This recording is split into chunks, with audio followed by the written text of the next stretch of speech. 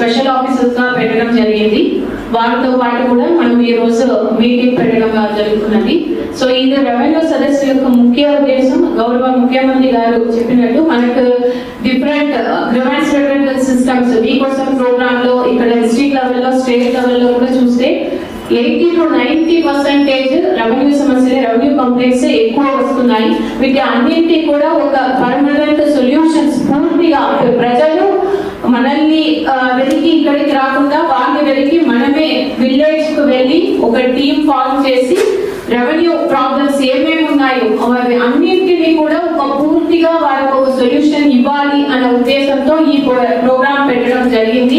15వ తేదీ నుంచి సెప్టెంబర్ 35 వరకు 45 రోజుల పాటు రెవెన్యూ సదస్సుల్ని ఈ రాష్ట్రంలో ఎన్డీఏ ఆధ్వర్యంలోని చంద్రబాబు నాయుడు ముఖ్యమంత్రి ఉంటే ఎన్డీఏ ప్రభుత్వం చేపట్టడం జరిగింది. చాలా ప్రతిష్టాత్మకంగా ఈ కార్యక్రమాన్ని మేము చేపట్టడం జరుగుతుంది. దీని ఉద్దేశం ఏంటంటే గతంలో భూ కబ్జాలు అదేవిధంగా ఫ్రీ హోల్డ్ చేయటం పిఓటీ ఉన్నటువంటి షరతులతో రిజిస్టర్ చేయడం కూడా ఫ్రీ హోల్డ్ చేయటం ఇటువంటి అన్నీ ఉన్నాయి. రీసర్వే పేరుతో కూడా భూ వివాదాలు రావటం జరిగినాయి. ముఖ్యమంత్రి గారు తీసుకున్నటువంటి అర్జీల్లో 60% పైగా రెవెన్యూ సమస్యలు అవుతున్నాయి. కాబట్టి ఈరోజు వినూత్నంగా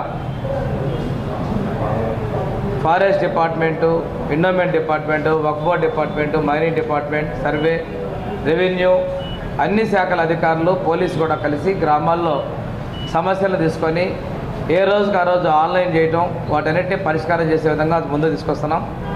అత్యధికంగా ఉన్న రెవెన్యూ సమస్యల పరిష్కారం చూపించాలనేది ప్రభుత్వ లక్ష్యం.